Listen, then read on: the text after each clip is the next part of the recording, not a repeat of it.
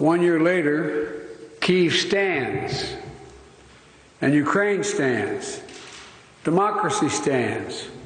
The Americans stand with you, and the world stands with you. President Biden brought a big checkbook on his surprise visit to Kyiv. He and President Zelensky spent the morning together after a secret trip out of Washington and then an overnight train ride from Poland. We're getting our first look just this moment on the train back from Kyiv, captured here by the Associated Press photographer that was traveling with President Biden. Not exactly your ordinary train car. Back in Ukraine, here's part of the welcome the president got when he was there.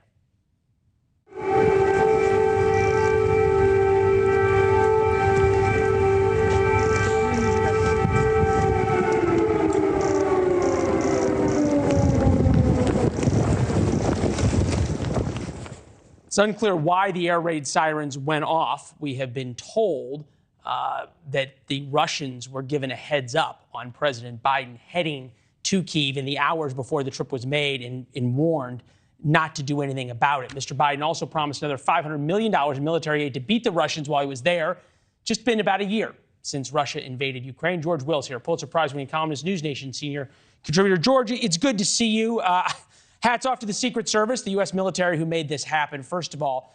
Second of all, though, just as we zoom out, wrap ourselves in the flag for a second, take politics out of it.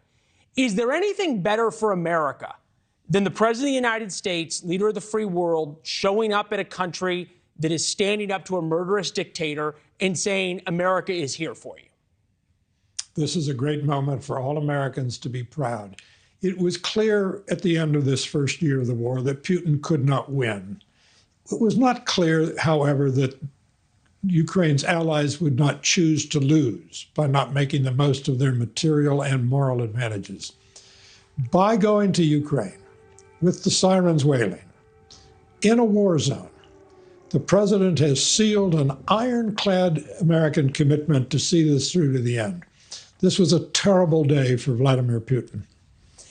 It was a terrible day for Vladimir Putin. At the same time, we understand the Chinese foreign minister is going to visit him, possibly to provide support. I want to read you something from the Ukrainian defense minister. Our tanks, which could end up being American Abrams tanks, will be parked in Red Square, and then basically said the war in Ukraine will be the downfall of Vladimir Putin. Serious question, though. If the United States has this ironclad commitment to Ukraine and is the by far largest backer of the war in Ukraine by hundreds of billions of dollars, is it time for the United States to say, you got to chill on the we're going to take down Vladimir Putin rhetoric and step up the rhetoric of what matters to Ukraine is only Ukraine? There's no question that that's not helpful rhetoric. It actually wasn't helpful when Mr. Biden said many months ago that Vladimir Putin is a war criminal, which he is, and that therefore he should leave office. That was an unnecessary coda to that. Everyone should watch their rhetoric. But more important than getting F-16s was Ukraine getting the visit from the president, in part because, if necessary, they will now get their F-16 aircraft, because the prestige of the United States is now committed, as fully as it could be committed, to the success of Ukraine's defense of its national existence. Now, the flip side of that is Vladimir Putin has also committed his existence and his national prestige and his reign, if you want to call it that, to taking over Ukraine. Immovable object, an unstoppable force, generally does not necessarily end up well. U.S. military assistance to Ukraine, $30 billion in military aid. Combined, we've given about $110 billion. But just military aid, we could have used that money to build 2 new aircraft carriers at $13 billion apiece. We could conduct 2,000 hypersonic missile tests. Maybe that would get us on parity with the Chinese. Increase the salaries of active duty troops by $23,000 a person. You are famous for talking about the need to control spending.